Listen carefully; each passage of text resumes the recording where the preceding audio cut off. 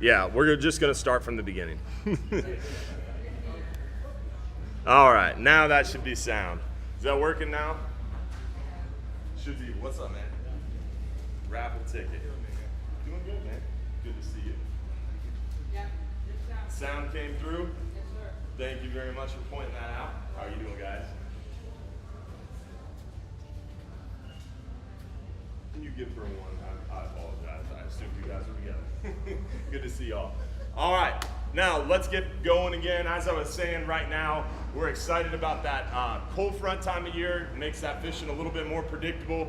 Then we're also excited this time of year we start to see those hogfish pick up, and we start to catch a lot more of those hogfish this time of year. As that water cools down, these cold fronts come through, it kind of concentrates those hogfish on the structure, and that murky water seems to get them a little more aggressive. They get a little bit less leader shy, and we generally do a lot better on those hogfish this time of year. They get just more aggressive, more concentrated, easier to target with hook and line. So starting from right about now until generally like March, April, we catch a lot of hogfish on hook and line on our 5-hour half days, 10-hour all days. Really the 10-hour is your best bet if you're gonna target the hogfish, because that gives us more time to really set up on a spot and really settle in targeting those hogfish, because it really takes a little bit of time to set up, anchor on a spot, set up and really dial into those hogfish, because what'll happen is as we drift on a 5-hour trip, you don't really have an opportunity to kind of fish down those more aggressive bycatch species. With hogfish, if we get anchored up on one of those smaller ledges or those areas of hard bottom or those small rock piles, what happens is a lot of those more aggressive species like the white grunts, the porgies, a lot of those nearshore species like the sand perch, they'll come out and they'll get really aggressive and they'll start eating really well, and it's hard to get past them to get to the hogfish. But if you anchor up and you fish a specific spot and you drop a lot of baits down, what'll happen is you'll feed those other more aggressive fish, or you'll catch a few of them, and then once those fish slow down, the bite slows down, you're just about ready to move, that's when you start getting those hogfish. So a lot of times people just aren't patient enough to really dial in on those hogfish. You really got to kind of soak out a spot, and that's hard to do on a 5-hour half day because people aren't out there to target hogfish. On a 5-hour half day, it's all about just bending a rod, having some fun. It's more of a family-oriented beginning angler's trip, so we need to really keep that action going. So it's a little bit harder on a 5-hour to target the hogfish for that reason, whereas on a 10-hour, a little bit more experienced anglers, we're kind of going out there to target the hogfish this time of year, the lane snapper, the mangrove snapper. So we'll anchor up and we'll kind of soak out a spot a little longer, and that's what gives us a better chance on a 10-hour all day to catch more of those hogfish. A, because we have more experienced anglers. B, because we can anchor up and really dial in on a spot and try to soak out those hogfish. Then also, this time of year, the mangrove snapper average size gets a little bit bigger. Whether we're fishing near shore on a 10-hour, whether we're offshore on a 39-hour, the 12-hour extreme, the average size of the mangrove snapper generally goes up a little bit as well. We see a lot of lane snapper this time of year. We get a lot of pelagic action in the spring and the fall. The mackerel are already here. The kingfish should hopefully be here in the next week or so, week and a half or so. They generally follow the moon cycle. So around the end of September, early October, that full moon each year, we get the mackerel showing up, which they showed up pretty much right on time. The next full moon, which is about 2 weeks later, about 4 weeks later, we see that the kingfish numbers start to go up and kind of reach its peak. So we're right on the backside of a new moon now, so we should be about a week and a half, 2 weeks from seeing kind of the peak of those kingfish.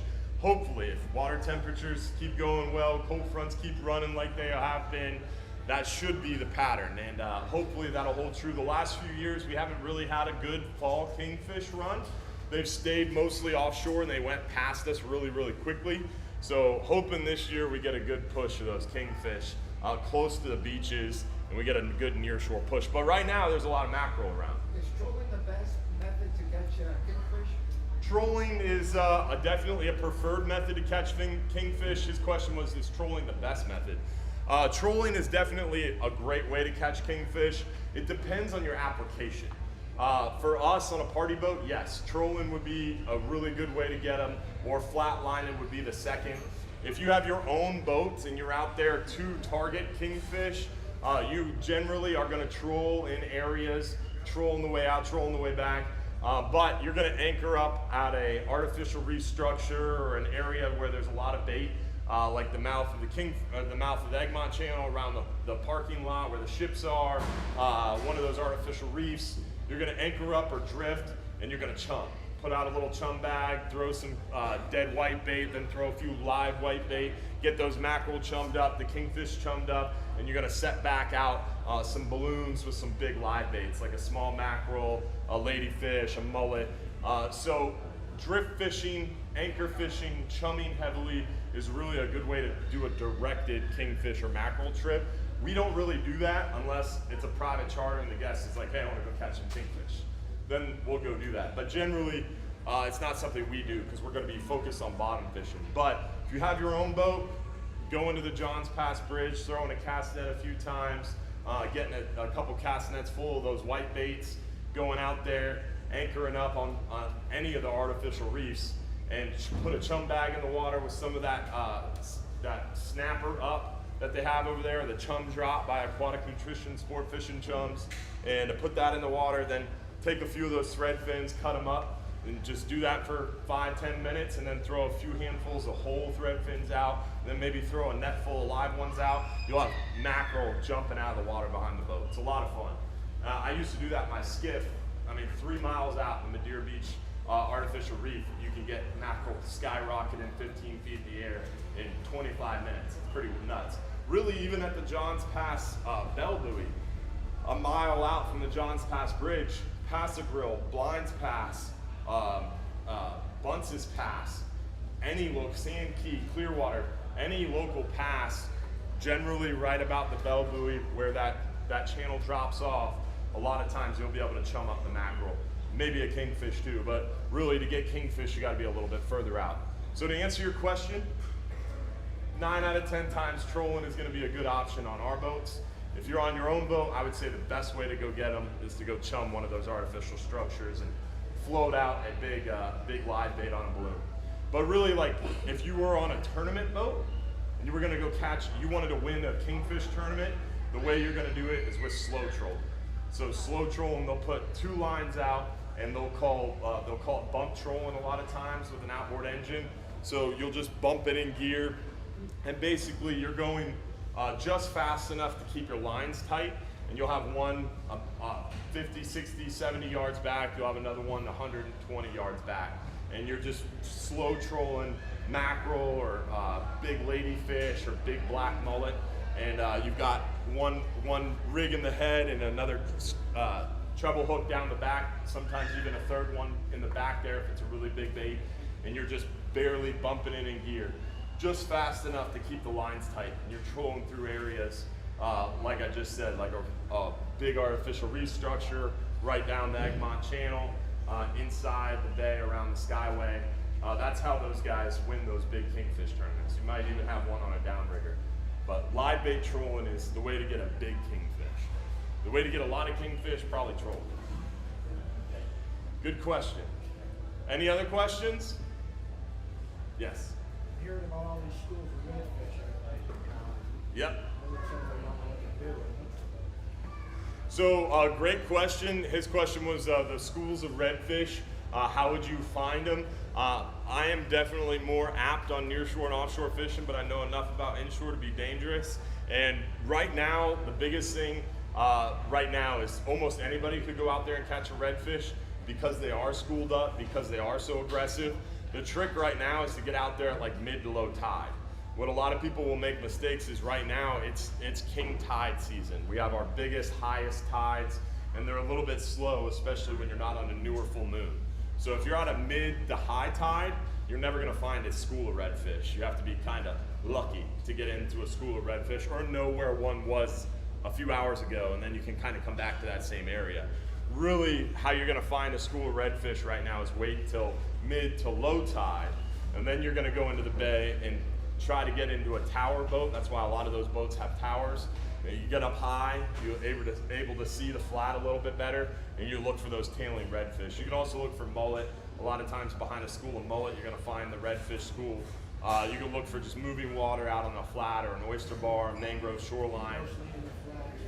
Generally on the edge of a flat, because mid to low water, that school is gonna get pushed off the flat. So you wanna look for those areas, and it's all about talking to other people and trying to find where people are catching the redfish, and generally they're gonna hold in the same area or same region for a few days. And you kind of keep a thumb on the pulse of where the redfish are. So that's why like a lot of guides will spend, even if they don't have a charter, they'll run their boat around and kind of keep an eye on where that school is. And they'll talk to each other and kind of keep dialed into where that school of fish is. But right now the schools of fish are super, super big, super concentrated, and they're starting to move slowly towards the bay. A few more of these cold fronts, you'll start to see some of those schools making their way offshore or near shore to do their spawning thing. And that's interesting because you'll be out there 6, 9, 10, 12 miles bottom fishing, and all of a sudden you'll see something up on the surface, and as it gets closer, it just looks like a whirlpool of like reddish gold color, and it's just a big, huge school of redfish doing their thing. And sometimes you'll see them on the bottom too. We'll be cruising along, and all of a sudden you'll just see this crazy looking fish show. And a lot of times they'll come over to the boat when we're out there fishing on a 5-hour trip. All of a sudden everybody's rods will just start doubling over and peel and drag, and we'll catch 6 or 7 redfish like this big bull reds. So it's always exciting this time of year. But keep in mind, if you encounter them on the flats, they're gonna be pretty feisty, they're gonna be pretty healthy, they're able to be targeted sustainably, I guess you could say. If you run into them near shore, or especially offshore, they're super, super, super delicate. They haven't eaten, because once they leave the bay, they stop eating. Their mind's on one thing, reproduction. And a lot of times they look unhealthy, they look beat up, they lose a lot of slime, they lose a lot of scales, they die really, really easily. So we try to avoid them when we see them out there, but sometimes they come to us and it's unavoidable. But in all reality, if you see them near shore and offshore, you see boats following them sometimes and just hammering the school. You really want to try to avoid doing that, because they're out there doing one thing only when they're off the flat into the bay and near shore. So just be careful of that. But right now, mid to low water is where you want to go looking for them, to answer your question. And then as far as how to target them, virtually almost anything. Once you find that school of redfish, throw almost anything at them, it's going to work. But soft plastics are kind of the go-to. White bait right now, if you're using live bait, works really well. Even cut dead bait. I mean, virtually anything. They're hungry. That's what they're doing. They're schooled up, feeding actively, foraging heavily to gorge themselves to make that near shore run to spawn. So they've got one thing on their mind right now, and that's eating. So once you find them, you'll catch them. Any other questions?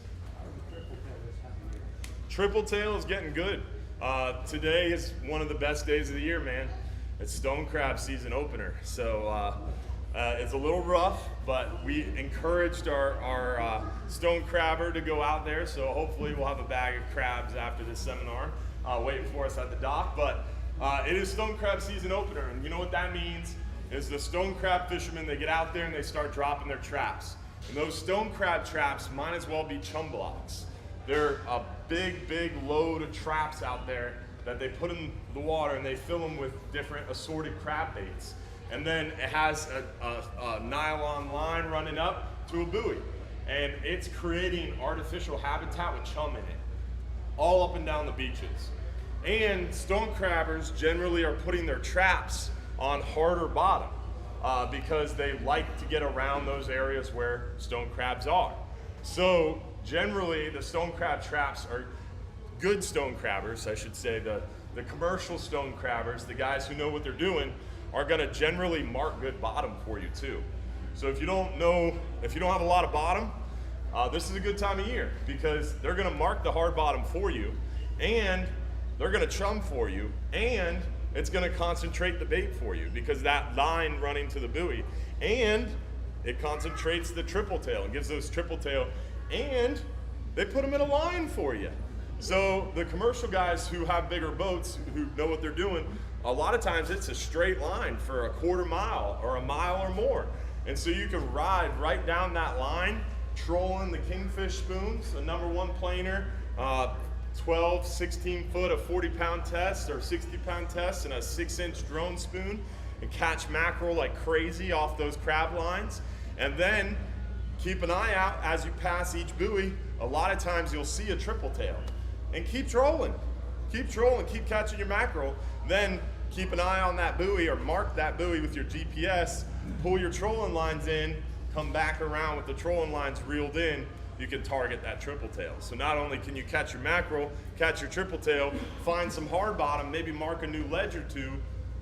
It works, man. It's really, really good time of year for multiple reasons. And get your 5 traps. You're allowed 5 recreational traps. Make sure you don't leave them out there, but get yourself some stone crab traps and go catch your own stone crabs. Or come to Don's Dock where we sell stone crabs. Great question. Any other questions?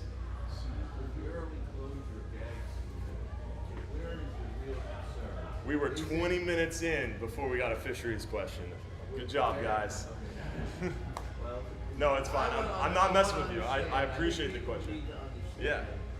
Is it the male ratio and the population that they're concerned about, or is it the overall number of gags? So as it relates to gags closing early, what is the concern? What's the question? There's multiple questions and concerns. Really, from my perspective, personally, my opinion is the gag grouper fishery is a lot healthier than the science is stating. And I think what we're seeing on the water doesn't match up to the science. There's a lot of problems in the way fishery science and management works because of this federal law. And a lot of people are frustrated with the progress, with the system, with the way it works, and I am too. What I get frustrated with a lot is there's a lot of misinformation out there and a lot of just blatant lies and a lot of people propagating those lies and misinformation. And not by any malicious means. People aren't doing it on purpose, but they just don't know any better. And it gets really frustrating to see this never-ending cycle of people just saying the wrong things and believing what they read on social media and then going out there and saying it to other people like it's truth. But that could be said about a lot of things in today's world, right? So it's kind of one of those things that I try to just do what I can, keep my head down, and keep telling what I know to be true. And as far as the gag concern, what federal fisheries are concerned with the gag population, there's a few things. When you look at the biomass of the species, the biomass of gag grouper, according to the stock assessment, which you have to remember, the stock assessment they're basing all of this regulation on, is the most recent stock assessment had a terminal year of data of 2019. So it's 2023. So a lot of this information is being based on data that's already 4 years old. So that's frustrating right off the rip. But there are some ways, so we hear that and people are already frustrated and we stop listening. So don't do that yet, because there are some positive things. But that is one big issue, is the biomass, according to the stock assessment, is not where it should be. Now, my argument is, now the biomass is a lot better now, since that stock assessment completed, and they're trying to do some things to bridge the time gap between what is being relayed in the stock assessment and what we're seeing on the water. There's some tools that are being implemented to try to bridge that gap. One of them is an interim analysis, where every year the council demands that there's an interim analysis done. So at the beginning of each year, that interim analysis looks at a few things to kind of update the stock assessment. Easiest way to explain it is a full-blown stock assessment. This analogy was given to me by one of the Gulf Council staff members, and I loved it because it made it real easy for my brain to understand, and hopefully it helps you too. A stock assessment is like when a car dealer or a car manufacturer is going to launch a new model of car. They're going to remake the F-150. Ford sits down in Detroit and they start messing with everything. They totally redo the body, they redo the chassis, They sit in the design studio and mess with the headlights and the tail lights, and they have a bunch of meetings for 2 or 3 years until they all decide. Then they actually have to manufacture the thing. Then they have to do the chassis, the lights, do the interior, design everything. It takes 4 years, 5 years to put out a model. And that's a lot of times what a stock assessment does. It's a little faster than that, but it is a very slow process. To do a full stock assessment is sometimes 1.5 years, 2 years. And that process is very intensive with a lot of data inputs and a lot of people touching it, and it's a really open, transparent process, and that's why it's slow. So it's really frustrating, but also at the same time, it's a function of its open transparency that slows it down. So they could close it and not let people be involved in it, but then it's less transparent. So it's one of those, which ones do we want, right? Do we want some person in a cubicle in an ivory tower doing the stock assessment without input? Doesn't sound too good, right? We want fishermen to be in the room and have input, right? But unfortunately, that process, there's NEPA requirements, there's 30-day notice requirements, there's Federal Register requirements, and all these things slow down the process, and there's a lot of bureaucracy that gets involved and further slows down the process. So, a stock assessment is like building a car for the first time. An interim analysis is like an oil change. You just pull in the Jiffy Lube, you sit in the car, they change your oil, 20 minutes, you're out. So that's the comparison that I use, is that stock assessment, it completed in 2022, I think, somewhere around there. It was using data, the last terminal year was 2019. That stock assessment took a lot of time, and that's why it's painstakingly frustrating that we're using data and being managed off data from 2019. But they're doing these interim analysis, these oil changes, and looking under the hood of the fishery and trying to get a grip on where the fishery is going. And one of the things the most recent interim analysis found was there was a huge recruitment bust in 2019. So the year of the terminal data for the stock assessment, they had a big recruitment class. So there's a bunch of small fish entering the fishery. So now what we're seeing on the water of there's more fish than you guys are saying is actually being captured in the science. And once that starts to catch up, then they're gonna be able to increase the catch level. So that's a positive note. It's hard to be positive about anything right now, but there is a positive note that they are doing these little oil change interim analysis looks under the hood of the fishery, and they're doing them more often annually right now. The council demanded it. And on top of that, it's starting to capture the trend where the fishery's balancing up. So that's one good thing. But what they're concerned with, to answer your question, is the gag grouper male to female reproductivity of the stock. So we all know how it all works, right? You have to have male and female to reproduce. Gag grouper ratios was believed to be about 20 to 30% of the population. Historically, it's been observed to be 20 to 30% of the population are male. Rest of the population is female. They start life as females. Once they get to a certain size, Gulf of Mexico specifically, once they get to a certain size, they become male. Only a small subset of the population, big apex dominant individuals become male. And that's been historically observed to be about 20 to 30%. The most recent stock assessment, the observation was 2% of the population, less than 2% of the population is male. That's a big concern. And what the reason, one of the reasons that the stock assessment was so conservative in measuring the fishery as unhealthy is because of that low percentage of males. And their concern is if there's not enough males out there, the stock can't reproduce, we can't fish it as hard, we should be more conservative. Now, fast forward, everybody's pissed off with gags, we have these shortened seasons. One of the other positive things, we just talked about the interim analysis being a positive thing, the male population thing, there's this scientist out in the Pacific Northwest who does a lot of research on this other type of grouper. I forget the name of it. I want to say tiger, but I might be wrong. Long story short, his hypothesis is that these male gags are actually not batch spawning. So 3 years ago, the belief was gags aggregate in these really big aggregations like snapper, and the females release all the eggs, and 1 or 2 males will go through that big cloud of eggs and whatever they call it, and fertilize all the eggs. Thank you, I was blanking on the word. So that was the belief. But now, through some science, through some funding that's being unlocked because of this issue, they're finding that there is a potential where they're doing a little bit less spawning aggregations of vast sizes and a little bit smaller aggregations. So instead of 400 fish getting together and spawning in one big batch, they're thinking that these males are going to groups of 6 to 10 females and spawning more frequently, but in smaller batches. And if that is true, if they can prove that, then it totally defeats the whole mindset behind gag grouper, and it proves that the fishery can be reproductive even with 2% males.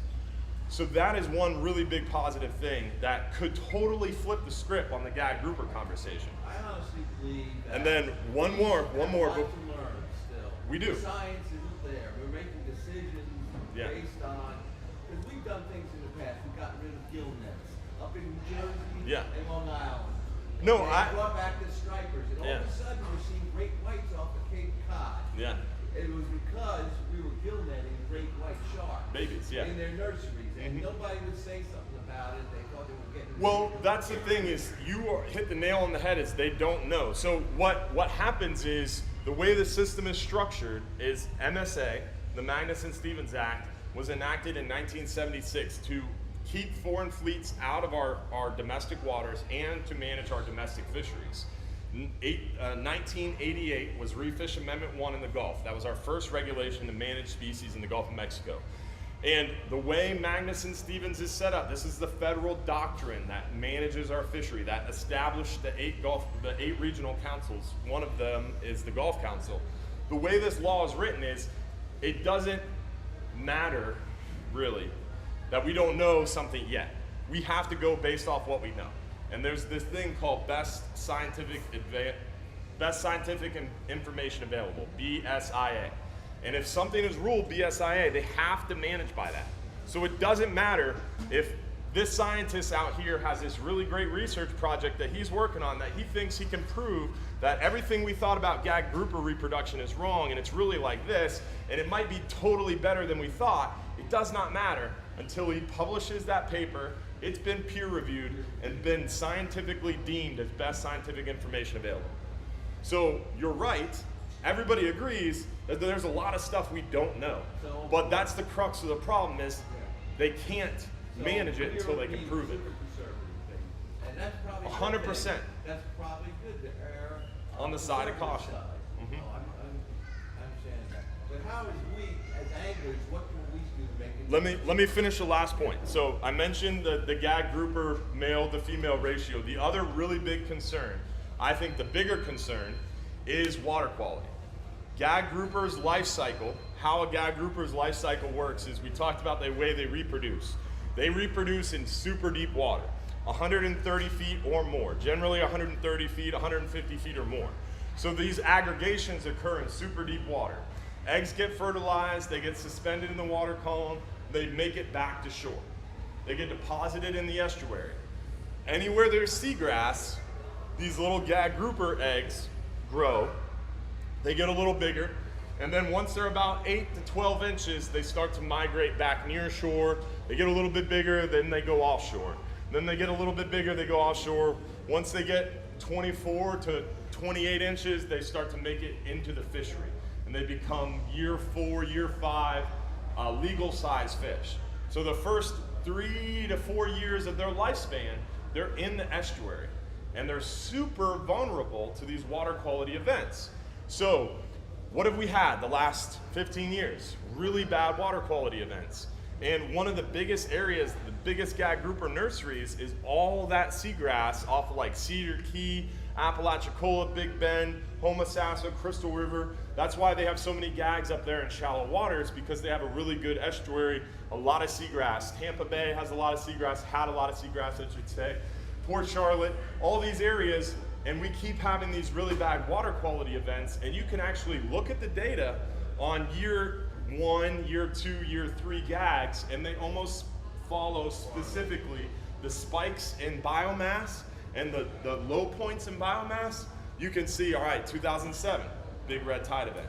2014 big red tide event, and you see these huge spikes down in numbers of gags. So they're really susceptible to these water quality events. So those two things, the concerns over reproductivity and the water quality issues, are what is penalizing us with the gag grouper.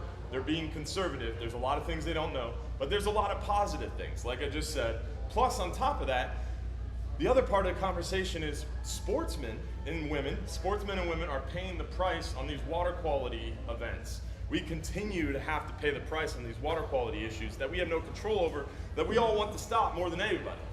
So it's a really frustrating thing that we kind of get caught in this feedback loop. And it's one of those things. But to answer your question, there's multiple different things that they're concerned about, and they're trying to err on the side of caution. Because what we want to try to avoid is a fishery collapse.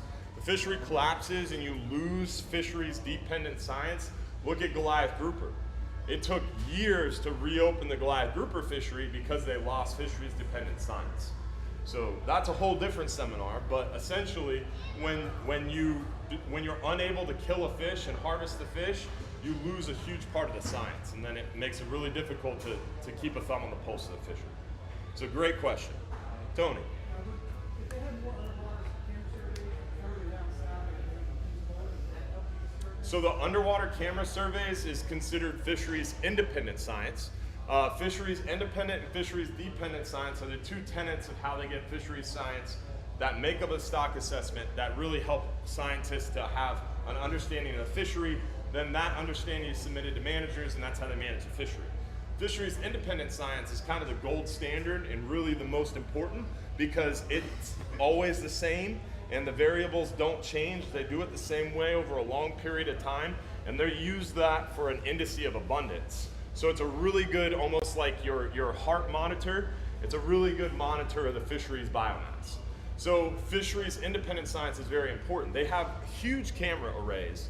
They have one out of Panama City Lab, out of one of Pascagoula Lab, and then they have one out of FWRI, and then they have another one that kind of spans down into the Keys. And these camera arrays are great, but there's a limitation. And they've been doing these camera arrays for a really long time. But when you record hours and hours and hours of all these fish swimming around in deep water, I don't know if you've seen it before, but underwater footage is kind of hard to read. Even myself, I'd like to think I know what a fish looks like. Sometimes it's difficult underwater, especially if it's a little far from the camera. The lighting isn't right. It's kind of hard to tell a red snapper from a mangrove snapper from a vermilion snapper if it's far away from the camera. So someone has to sit in a dark room and watch hours of footage frame by frame and count these fish. And the technology is such where the cameras are set a certain distance apart and there's lasers. They can tell how big fish are. They can get a lot of information. But the problem is someone actually has to sit there with a brain and a pen and a calculator and do all that work. One positive thing, another positive thing, is they're doing some research right now and some grant writing on artificial intelligence. And they're actually using AI to hopefully start analyzing this camera footage, and then the AI would be able to, in real time, keep a better health check on the fishery. And instead of only, this camera array does what do they call it? Stratified random sampling over a large area. And then they take that let's say they've got 100 hours of footage, they take random snippets of that footage and actually analyze only a small amount of it. This AI would essentially totally eliminate that, and they'd be able to analyze all the footage almost real time. So that AI thing could really revolutionize our fishery science like overnight. So that is something very positive that they're working on as well. But there's a lot of irons in the fire, and it comes down to the biggest thing, the biggest, most eye-opening thing to me going through this process and learning more is MSA set up the 8 regional councils. So you have the New England, Mid-Atlantic, South Atlantic, Caribbean, Gulf, Pacific, North Pacific, West Pacific councils. The councils in our region, the Southeast region, the South Atlantic Council, the Caribbean Council, and the Gulf of Mexico Council, they share one science center. So one science center for 3 councils. Plus, that Southeast Fisheries Science Center based in Miami is also responsible for doing stock assessments on highly migratory species and sharks. So one science center, 3 councils, plus sharks, plus highly migratory species. In the North Pacific and Alaska, how many science centers do they have? They have like 2 or 3. The West Pacific Council, they have their own science center. The Pacific Council has 2 or 3 science centers. So these other regions have dedicated multitude of scientists that are really, really well funded. Whereas the Southeast region, where we have the most stakeholder interaction, we have the largest recreational fleet, we have the most scientific burden because we have a bigger biodiversity of fish, meaning we have more different kinds of fish. We need more stock assessments, right? We have one science center split between all these councils. And it's really, really underfunded and understaffed. So that's one of the big things. So to your answer, or to your question earlier, your question was, what can we do as recreational fishermen? Is you can talk to your congressmen, your political representatives and lobby. And that's a problem, right? Is everybody's like rolling their eyes, like, how am I gonna do that? The problem is, in this whole messed up feedback loop of a system they have created, is the Gulf Council, the NOAA offices, a lot of people realize that this is a huge problem. Lack of funding for fisheries science and a huge lack of funding for fisheries enforcement. You know how many federal officers are from North Carolina to Brownsville, Texas, and the Caribbean? Guess how many NOAA officers there are? 35. From North Carolina to Texas and the Caribbean, 35 officers. And they created this joint enforcement agreement to try to give federal funds to the state so the state could go out there in federal waters and enforce federal law in federal waters, even though they're state officers. You know how much money they gave the state of Florida to do federal waters enforcement on the South Atlantic, the east coast of Florida, and the Gulf? How much money? $1.2 million. That's it. It's not a lot of money when you need to buy boats and staff those boats. So 35 officers from North Carolina to Texas and the Caribbean for the NOAA enforcement, only $1.2 million. So you can imagine how often do we see officers out there in federal waters? Not very often. I can count on one hand how many times we've been boarded in the last few years. And every time I talk about this in a seminar, we get boarded again. It's kind of ironic. But it's just sad, really. I mean, the lack of science and the lack of enforcement, and people are mad about the management, which I get frustrated about the management too, but there's a lot of people trying to do a really hard job without the data inputs because of the lack of science. And then you could have a billion, trillion, you could have infinity dollars tomorrow and have the best science ever, anything you could ever want, every scientific project ever, the best knowledge of the fishery ever, and have really, really good, well-informed management. But without enforcement on the water, what does it matter? It doesn't, because people are just gonna go out there and do whatever they want. I mean, I know a lot of people who just totally laugh in the face of the 20-fathom closure that we have in the spring. I mean, multiple different things. When red snapper's out of season, I'm gonna keep one anyway. If we can't enforce the law, why does it matter?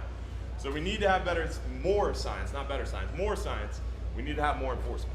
Agencies are taking volunteers. Fish and wildlife, I will be volunteering. I'm retiring, so I'm going to join. So that's a good thing. They do take volunteers, and they need a lot of outreach. Outreach is the biggest thing, because a lot of what we talked about today is misunderstood or misinformed, and there's a lot of misinformation being propagated. And then when someone tries to when someone tries to explain how it works, then it's villainized, right? So it's very frustrating, but it is what it is. It's a fight we keep fighting. How about the red snapper? I'm gonna leave now. What about the red snapper? Well, red snapper's open right now on the weekends if you're a private recreational angler on a private boat. All the way through Thanksgiving, they're open on the weekends. I think Saturday and Sunday, maybe even Friday too, off the top of my head, but I don't know. You want to double check that. For our boats, federally permitted for-hire boats, it's closed. It was open June 1st through August 19th at 12:01 a.m. So our season is closed, or August 24th, I forget. It was a while ago. There's so many. We have them up in Virginia Beach. So the thing about red snapper on the South Atlantic coast is totally different. So the South Atlantic red snapper is a different population. It's a different issue, and it's a whole different animal of problems over there in the South Atlantic, because you have to remember that's managed by the South Atlantic They Council. normally don't migrate that. Well, there's a lot of problems in the South Atlantic. They're catching in Maine. I was in Maine the other day, not the other day, a few months ago. They're catching kingfish, mahi-mahi, and cobia in Maine. So there's a lot of problems in the South Atlantic. So be happy we're over here in the Gulf. We got enough problems of our own. You guys are managed But better than there's a lot, we have a different fishery because it's a closed system, right? On the South Atlantic, they have the loop current. So when those fish spawn, eggs get in the loop current, and they can get distributed all up the coast. And it's really, it's a huge issue they have over there as fish migrate through jurisdictions, trying to joint manage fisheries. Whereas in the Gulf, we kind of are lucky, blessed, because we have this closed ecosystem. Fish just kind of swirl around in the Gulf of Mexico. They don't really swim out of it too often. So we're kind of blessed in that regard. So it makes it easier to manage it. There's not as much scientific burden because it's a little bit more of a closed system. It's already hard to count all the fish in the Gulf of Mexico. Imagine if those fish then all of a sudden swam to Maine. It gets a lot more complicated. So luckily we're a little blessed in that regard. But yes, you're right. In the South Atlantic, they have a whole different myriad of problems, and very glad we're over here. Oh, there's a ton of frustration there because, again, the South Atlantic problem is what we're trying to avoid with the gags. People are so pissed off that the gags closed early. I am too. I get it. But I'd be more pissed off if they didn't close gags early and we overran it, because what's going to happen next year? No season. And then we have no season, and what happens? You're not going to not go fishing. You're still going to go fishing for red snapper, you're still going to go fishing for red grouper, you're still going to go fishing for other species, and what's going to happen? You're going to catch a gag. And guess what happens? Some of those fish you throw back die. So some portion of your harvest fish that you discard has what's called discard mortality. And so that's what's happening in the South Atlantic with red snapper. They keep saying there's all these red snapper. Everybody agrees there's too many red snapper in the South Atlantic, but you can't open a season because what's happening is their discard numbers are enough that it's overrunning the quota. And the quota gets overrun, and then next year you have to pay back the quota overrun, so you have a smaller quota. The discard numbers are so high, it fills the quota, you get overrun, the next year you have to pay back that, and they are caught in this feedback loop, and their quota gets smaller and smaller and smaller every year, and they can't stop it. They're literally discussing closing bottom fishing completely for a period of the year, so you cannot go bottom fishing at all. Because if they do that, no, in the South Atlantic, everybody take a deep breath. South Atlantic. So if you cannot go bottom fishing at all, you don't have discards, and that solves the problem. So that's how bad it's getting in the South Atlantic. So we want to avoid that in the Gulf. We don't want to see a gag grouper closure. So yes, it sucks that gag grouper closes, but it would really suck if we got all the way to the point where we're in that feedback loop like they have with red snapper in the South Atlantic. I think we're pretty far from that, but it's a cautionary tale that I look at every day, because I would much rather have a 3.5, 4, 5, 6 week season than no season whatsoever. Look at what red snapper got to in the Gulf. Red snapper got to a 3-day season. It was laughable. And now now it's open right now, and no one even knows it's open. No one even knows it's open. They don't give a rip anymore. I mean, that's how much access we have now. And 5 years ago, we were all screaming about red snapper. Now we're all screaming about gag grouper. So, I mean, it's a little bit funny in that respect. Great question, though. Did I answer your question? Any other questions? I'm a CCA member. I know they do a lot of national. Is there a group that does the same thing like golf for? So there's a lot of different groups. When it comes to advocacy, whether it's CCA, ASA, a lot of different groups. I'm the president of the Florida Guides Association, and I sit on the board of the Charter Fishermen's Association.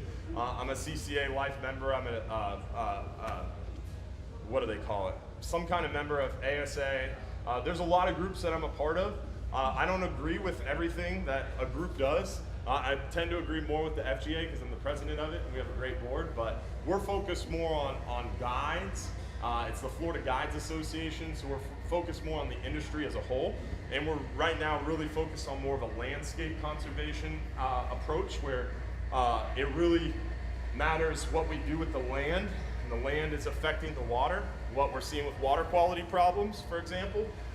So we're doing a lot of stuff at the Florida Guides Association with like wildlife corridor. We have some board members that are hunters that are really involved with like private land conservation, that kind of thing. So we're kind of expanding our breadth in that regard.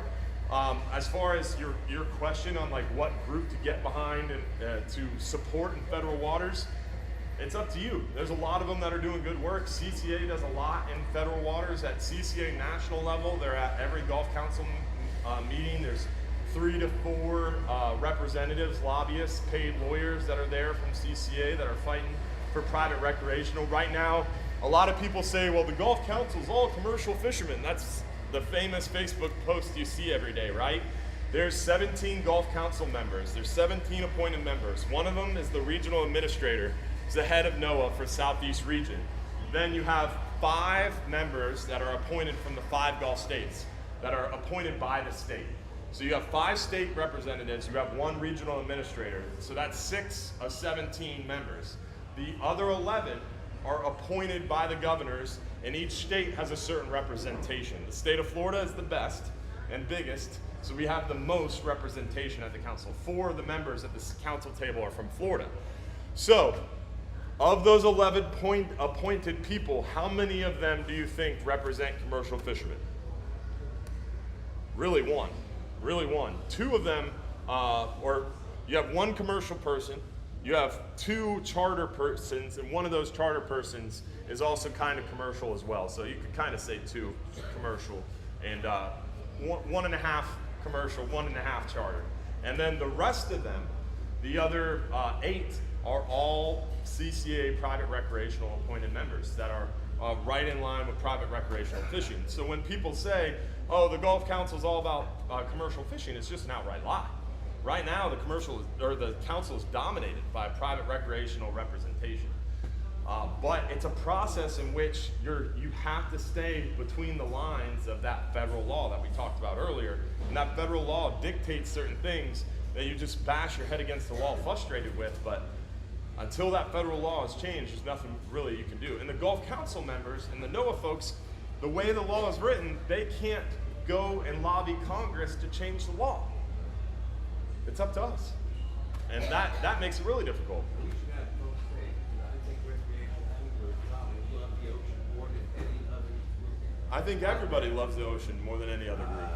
I mean, you go talk to a commercial guy who makes a living on the water, that's the way he feeds his family. He loves the Gulf too, you know?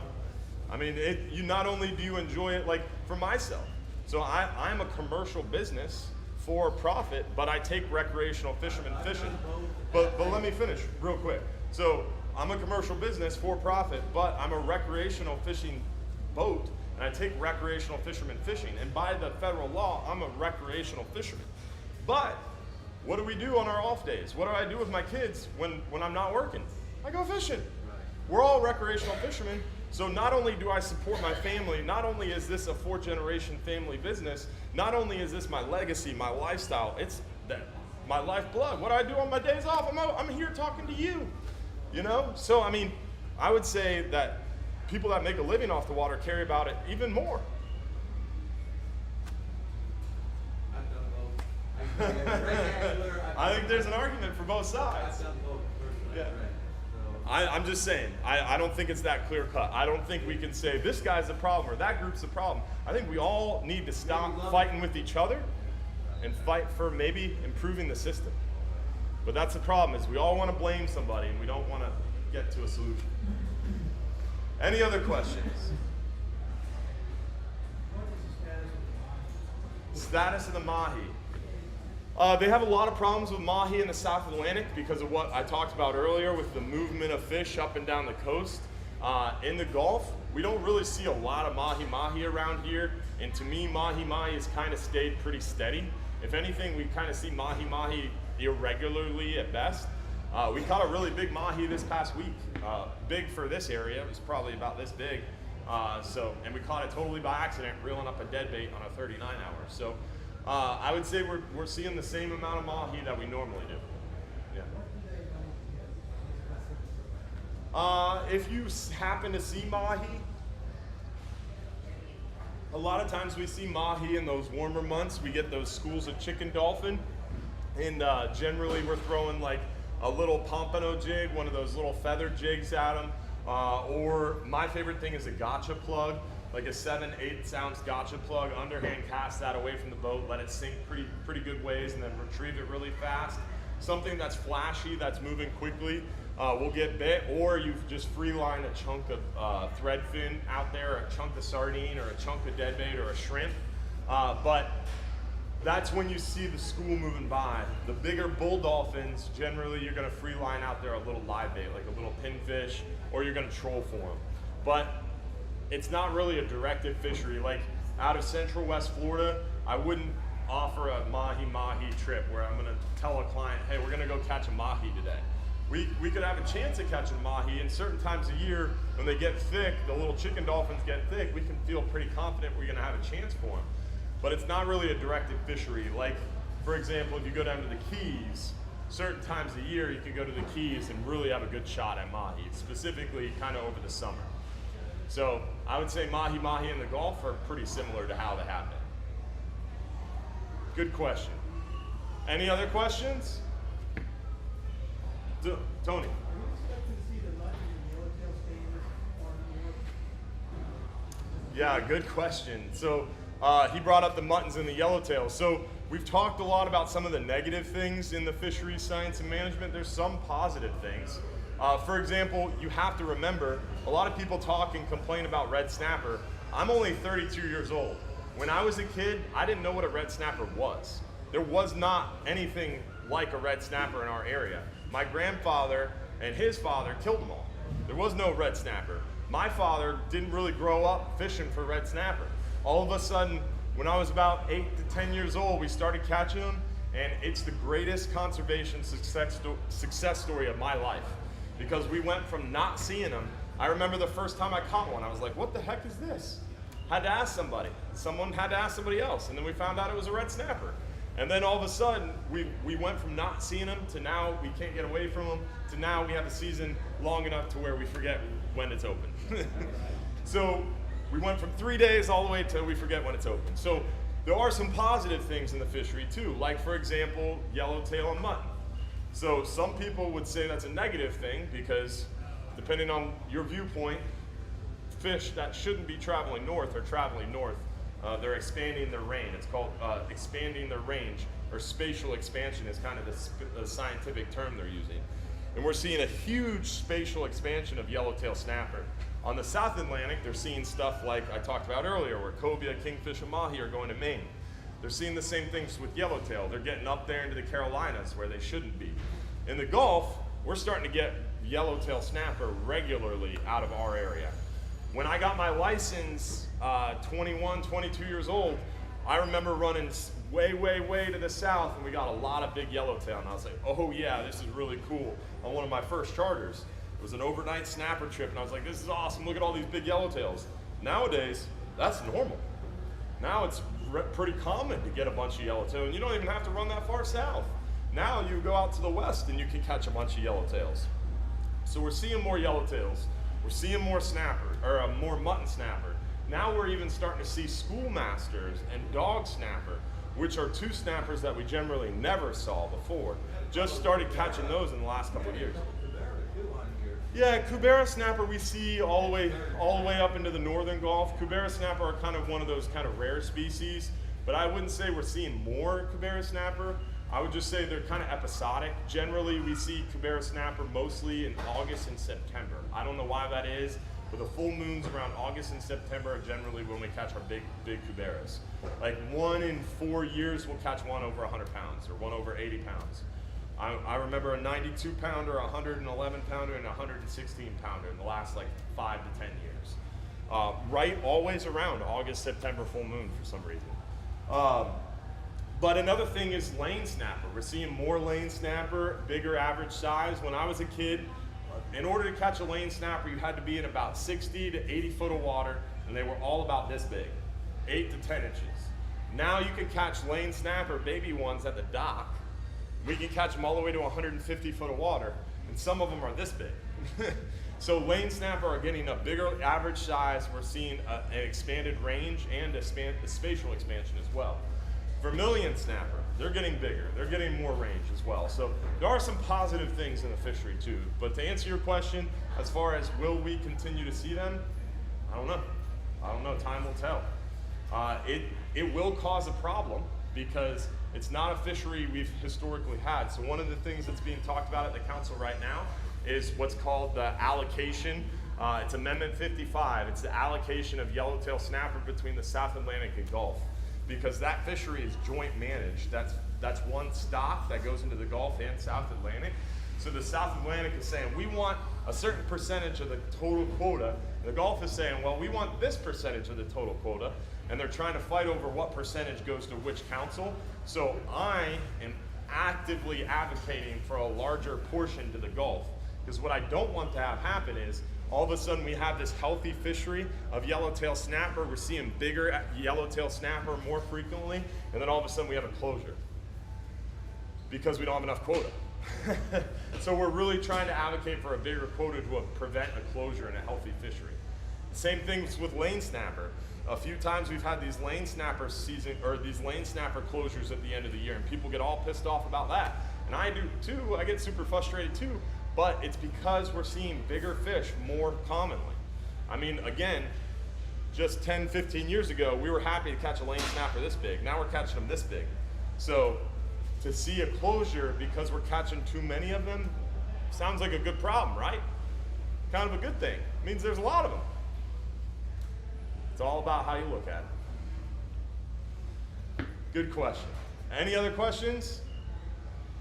We're kind of out of time anyway. So what we'll do here, guys, thank you all for coming. Remember, we are going to give away some free trips for those of you who were here the first 5 minutes or so of the seminar and early. Everybody has a raffle ticket. We're going to give away a free 5-hour for 2, a free 10-hour for 2. If you don't win, check us out tonight, every Sunday night at 7:30 p.m. We do an online live show on our Hubbard's Marina Facebook, YouTube, and Instagram and TikTok pages. So if you don't win here today in person, you can tune in tonight for our live stream show, and you have a chance to win the same free trips and more. We give away even more during our live stream show every Sunday night at 7:30 p.m.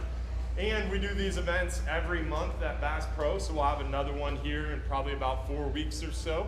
So stay tuned to our Hubbard's Marina social media, and you have another chance to join us in a month or so. Hopefully, we'll see you out there on the water at Hubbard's Marina. Also, if you have your own boat, that's great too. You can still use a lot of our information at hubbardsmarina.com. If you click fishing trips, there's a catch more fish page. We have a ton of videos there, some tips and tricks videos. We have weekly fishing reports that we put out. We have a lot of weather information, marine weather. We have some weather videos, plus all our seminar and in-person events we film, and we also put on our website as well. So even if you don't plan to ever fish with us, you fish your own boat or your buddy's boat or another charter boat, you can still use our website as a great resource. And you can still tune into our shows and enjoy all that information as well. So please make sure you check it out. Check us out on social media as well. And if you're interested in some of the fisheries, science, and politics stuff we've been talking about, check out the Captain Dylan Hubbard pages as well, because that's where I share some more of that kind of political science stuff with the fisheries that I don't normally share on the Hubbard's Marina side of things. Keep the brand, the Hubbard's Marina stuff a little bit more light and fluffy, all right? Hopefully you guys enjoyed the seminar today. Bass Pro has yes?